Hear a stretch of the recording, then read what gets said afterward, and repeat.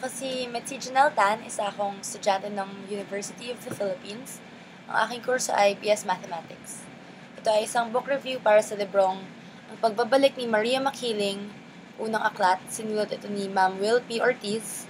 Ito ay pinublish ng University of the Philippines Press at kaka-launch lang niya noong October 9, 2015. Doon ko na din sa book launch binili yung book sa FC to sa halagang 280 pesos. Yung libro ay tungkol kay Aya Akiling na ipinanganak noong December 12, 2000. Nagsimula yung libro ng ilang araw na lang bago ang pang-12 kaarawan ni Aya. Ang daming magandang nangyayari sa kanya. Pinansin siya nung isa niyang classmate na anak ng congressman, may 12 paru-paro na dumapo sa kanya. Yung biglang paglago at pagbunga ng mga puno sa paligid niya. Mabilis talaga parang nung isang araw lang, ang liit pa nung bunga, tapos biglang ang laki-laki na ngayon. Pero may mga kakaiba din siyang nararamdaman. Isa na dun yung ang sakit ng likod niya lagi. Tapos unang dalawang kabanata pa lang, makikita mo na may kakaiba tungkol kay Aya. May isang part dun sa libro na tumungtong si Aya sa upuan kasi may gagawin siya. Tapos nakita ng tatay niya, hindi na nakatuntong sa upuan yung paa ni Aya. Nung gabi, bago ang kaarawan ni Aya, biglang ginising siya ng tatay niya kasi nasusunog na yung bahay. Tapos pilit siyang pinapatakbo ng tatay niya. Tapos yung mga asong kalye na inaalagaan ni Aya, pilit siyang hinahatak palayo. Kaya yun, tumakbo siya ng tumakbo tapos pagising niya, nasa isa na siyang punong ng balete. Nagtaka si Aya kung nasaan siya, pero nung naalala niya yung nangyari nung gabing yun, agad-agad siyang pumunta sa bahay niya. Pagka-uwi, nagulat siya kasi hindi naman mukhang sunog yung bahay niya. Pero, yung kapatid niyang si Jello, hindi siya maalala. Pati yung nanay niya, hindi siya maalala. Hindi siya kilala. Tapos nung tinanong niya sila tungkol sa tatay nila, 2 taon na daw patay ito. Sa saklap ng kaarawan ni Aya, hindi siya naaalala ng pamilya niya. Namatay na pala yung tatay niya ng 2 taon na. Tapos yung best friend niya na si Nama, kilala nga siya, pero ang alam ni Nama, ilang buwan pa lang sila magkakilala at hindi naman ganun ka-close sa isa't isa. Pagkalipas ng isang gabi, ibang-iba na agad yung buhay ni Aya. Iba na yung silid-aralan niya, sa loob ng puno ng balite na siya na tumitira, wala siyang pamilya, patay na ng 2 taon yung tatay niya, wala na din siyang best friend. Gustong-gusto maghanap ni Aya ng mga sagot. Tapos sa mga sanga ng puno ng balite, andun yung uniform, notebook at iba pa niyang mga kailangan para pumasok. Kaya't nagdesisyon na siyang pumasok. Kinausap ni Aya si Nama at nakumbinsid dito na magkaibigan nga sila dati pa na may kakaibang ang nangyayari.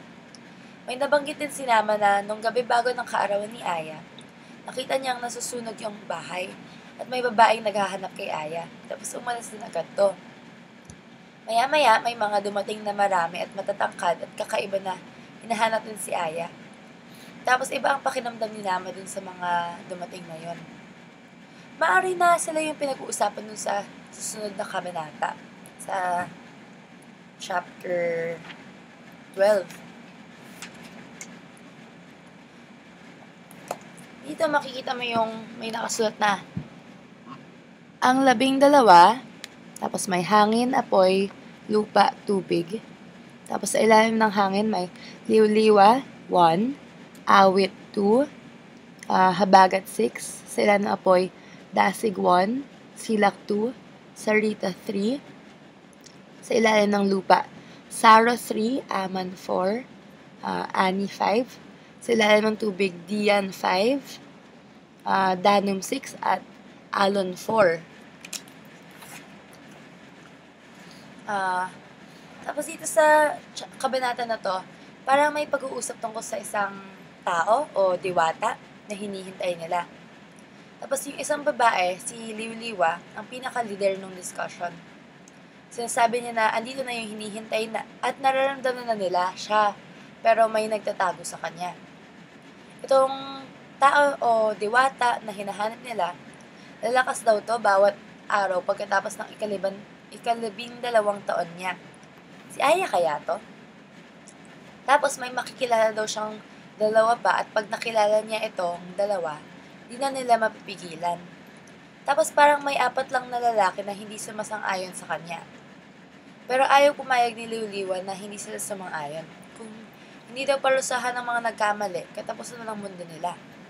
Tapos may mga lumabas na papel na nakasulat, Makiling Open, December 12, 2012, mga pamamaraan ng pagdakip at pagpatay ng isang diwata. Pero na ang nakapagtaka dito, parang lahat sila sa diskusyon na yun ay diwata kasi merong nakasulat dito na parang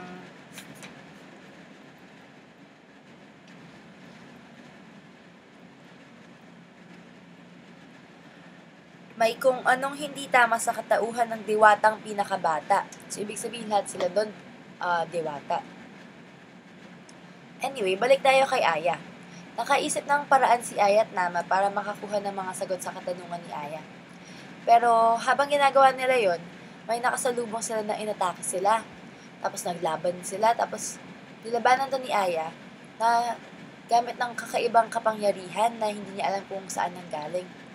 Pero nang hina si Aya pagtapos nun, tapos may tumulong sa kanya ng mga lalaki at sinabihan siyang tumakas na. Sa susunod na araw, nung pumasok siya, pinatawag siya sa principal's office. Kasi andun daw yung mga pinsan niya. Pinsan niya na hindi naman niya kilala. Iuuwi daw nila siya. Itong mga pinsan niya na to ay matatangkad at may kakaiba sa kanila.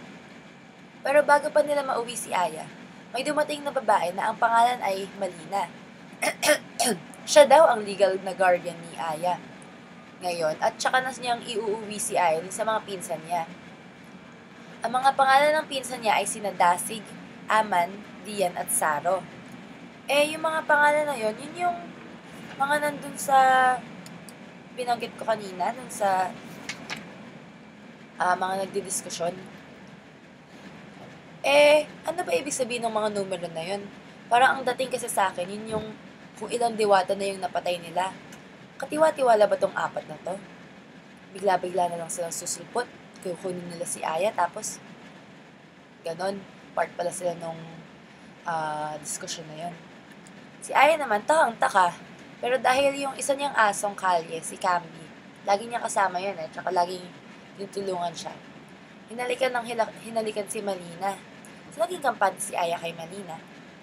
Habang nangyayari ito, pinag-uusapan ni Dasig, Aman, Dian at Saro si Aya. Sabi nila wala silang nakikita kay Aya, pero naaamoy niya na daw at siya na nga. Ano naman yung ibig sabihin nun? Nag-usap si Aya at Malina at sinabi ni Malina na siya ang mangangalaga kay Aya. Kay Malina maraming natutunan si Aya tungkol sa bago niyang buhay. Ngunit hindi sinasabi ni Malina kung ano yung mga dahilan kung bakit ganito. Kasi andun lamang si Malina para ituro ang daan at si Aya pa rin dapat ang makatuklas sa mga bagay-bagay. Kaya ayun, dun sa mga susunod na kabanata, mag-explore siya at matututo siya ng mga kung ano-ano. Malalaman niya kay Aman yung Animas Anya, isang alamat na bulaklak, at pinapahanap to ni Aman sa kanya. Hindi ko pa rin alam kung ano ang motibo ng 4 na ito Kasi nag-enroll pa sila sa silid-aralan ni Aya. Pero tinutulungan naman nila si Aya. Pero pati si Marina naggugulo sa kanila Hindi nila alam kung kakampi ba siya.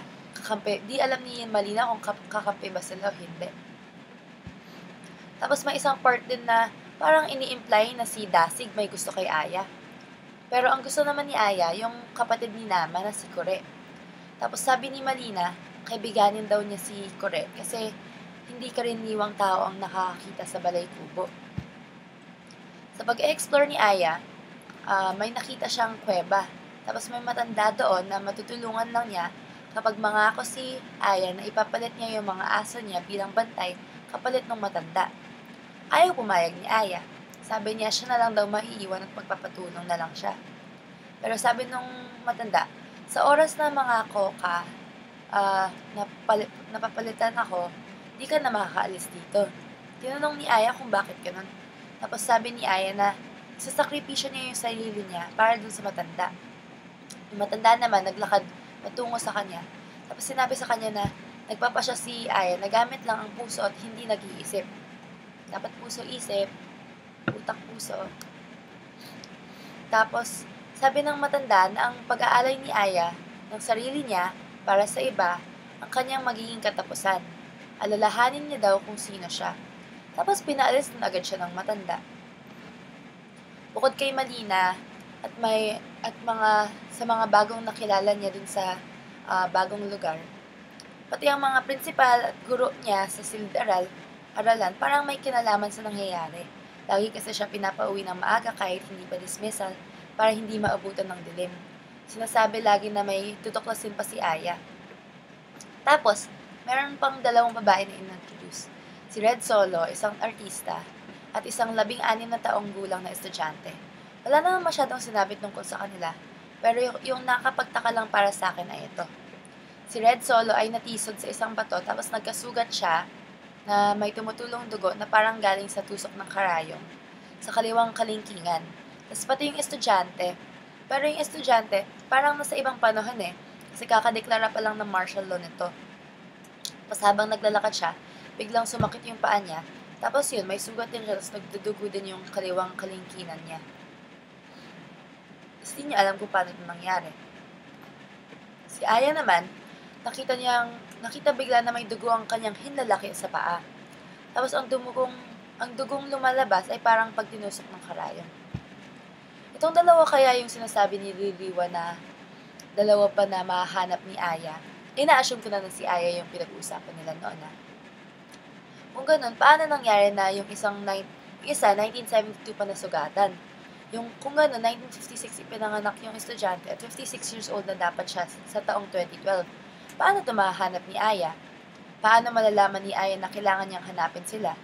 Ang kailangan ba niyang hanapin ay yung estudyante na 16 years old noong 1972? Maaari naman kasi na hindi issue ang oras sa kanya dahil kakaiba nga si Aya. O ang dalawa bang sinasabi ni Liwa ay si Nama at si Kore. Kasi hanggang dulo, naging malaking tulong yung dalawa na yun sa kanya So, kung gano'n, nahanap na ba ni Aya yung mga makakatulong sa kanya?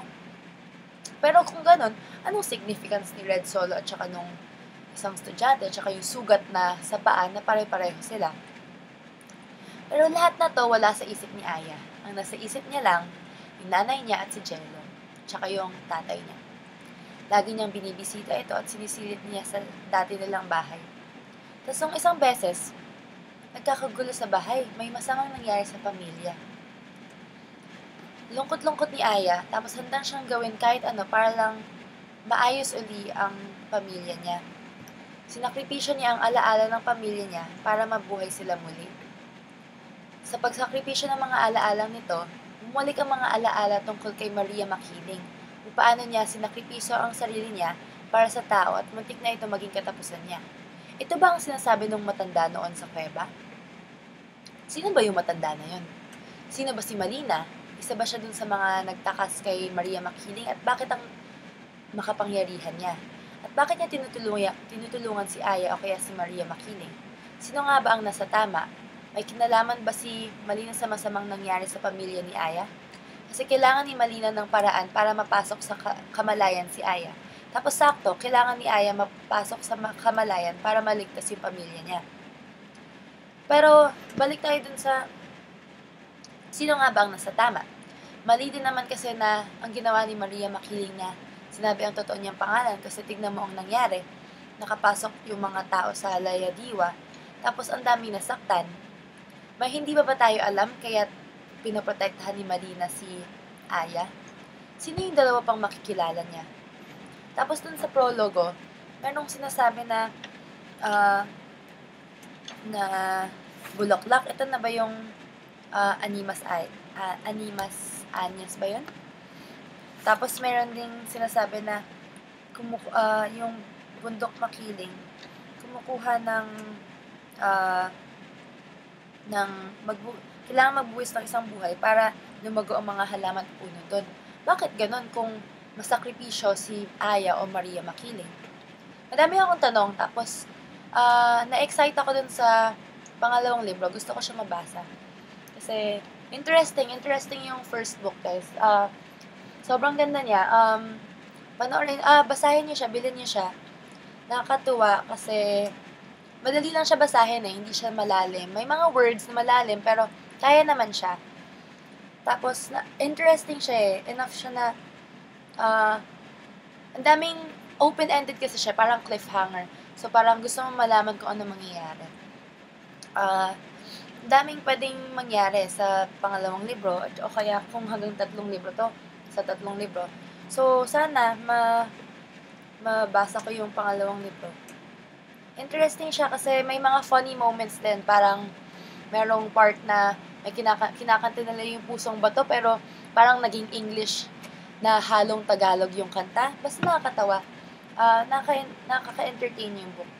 Tapos, relevant din siya ngayon sa culture natin ngayon kasi parang makikita yung pag-sacrifice ni Aya para sa pamilya niya na bahala ng mabula na talaga siya sa pamilya niya, hindi na siya maalala, hindi na rin maalala sila, basta masaya sila, nabuhay sila.